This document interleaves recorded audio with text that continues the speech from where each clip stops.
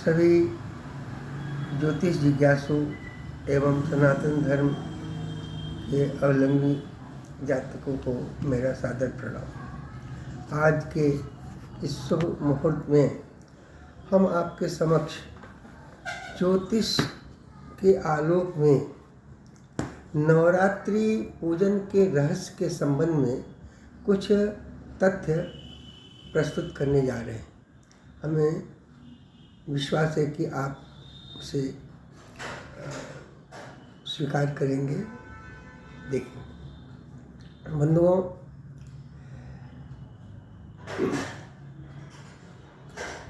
ईश्वर की सबसे बड़ी शक्ति काल को मानी गई है। विश्व के संपूर्ण कार्य व्यवहार का मूल तात्विक कारण शक्ति ही है।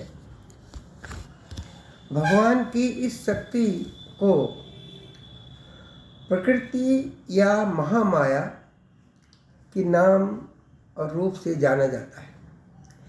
सत्व, रज और तम, इन तीन गुणों की साम्यावस्था ही इस महामाया शक्ति के त्रिगुणात्मक तत्व हैं। पूर्व दिशा में मध्य बिंदु पर जब जब भगवान सूर्य का आगमन होता है, उस काल में रात्रि और दिन के प्रमाण का मान एक समान होता है। इस कालखंड में प्रकृति अपने साम्यावस्था में होती है। प्रकृति की यह साम्यावस्था एक संवत्सर में 2 बार आती है। प्रथम अवसर पर इसे चैत्र शुक्ल प्रतिपदा के दिन मनाया जाता है और द्वितीय घटना घटती है आश्विन मास के प्रतिपदा के दिन। प्रकृति की यह साम्यावस्था प्राप्त होती है जो अलौकिक शक्ति और ऊर्जा की कारक होती है।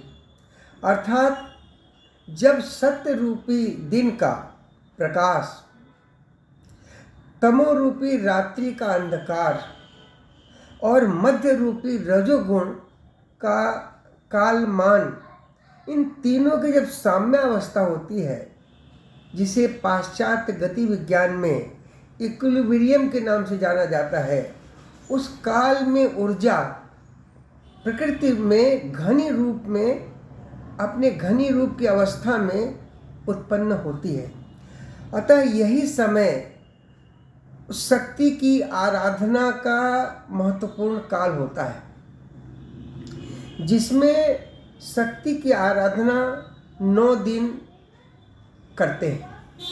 इसका रहस्य यह है कि त्रिगुणात्मक होने के कारण प्रतिपदा की साम्यावस्था के बाद सत्व, रज, तम गुणों की साम्यावस्था में क्रमिक विचलन होने लगता है प्रतिपदा के बाद से, जिसका कारण है पृथ्वी की गतिशीलता। प्रथम 3 दिन माने प्रतिपदा, द्वितीया, तृतीया, प्रथम 3 दिन शक्ति के तेजोमय रूप की प्रधानता रहती है, जिसमें हम शैलपुत्री, ब्रह्मचारिणी और चंद्रघंटा के रूप में इस सत्व रूपा शक्ति की आराधना हम करते हैं। पुनः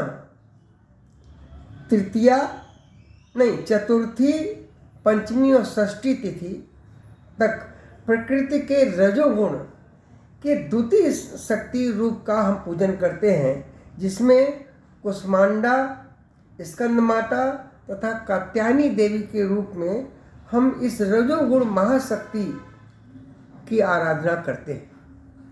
तथा अंतिम 3 दिन सप्तमी, अष्टमी, नवमी तक प्रकृति के तमोगुण शक्ति की प्रधानता रहती है। तब कालरात्रि, महागौरी तथा सिद्धिदात्री महाशक्ति पूजनीय होती है। इस प्रकार नवरात्रि में त्रिगुणात्मक शक्ति की आराधना अहोरात्र किया जाता है। बंधुओं, ऐसे तो एक संवत्सर में 40 नवरात्रों की मान्यता है। उनमें से 2 नवरात्र को प्रधान माना गया है। इसका मूल कारण है कि ऋतु विज्ञान के अनुसार जीवन के मूल आधार अग्नि और सोम होते हैं, जिनके धर्म क्रमशः उष्णता और शीत होता है। इन दोनों का प्रारंभ काल चैत्र और आश्विन शुक्ल पक्ष की प्रतिपदा से प्रारंभ होती है, जो नवरात्र के शक्ति पूजा का मूल रहस्य है।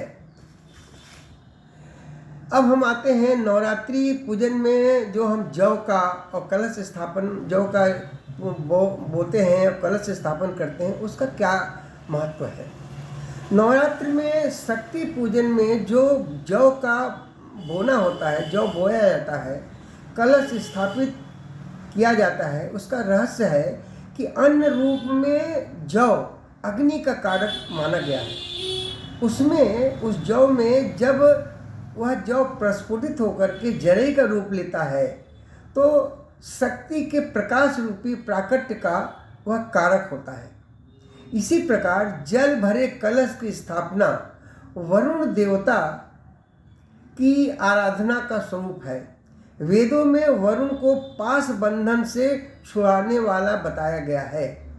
जीवन में प्रत्येक कार्यों में रुकावट डालने वाले बंधनों की से निवृत्ति के लिए वरुण पूजन इस काल में आवश्यक होता है। दूसरा कारण है वरुण जल के कारक और जौ अन्न अग्नि के कारक तथा मंत्र शब्द शक्ति के कारक, इन तीनों का सहयोग इस अमृतमयी ऊर्जा काल में प्रकृति की शक्ति की आराधना जीवन में शक्ति प्रदान करने वाली होती है। इस प्रकार से नवरात्र का में शक्ति पूजन का रहस्य ज्योतिष के आलोक में हमने प्रस्तुत किया। शेष रत्न प्रणाम।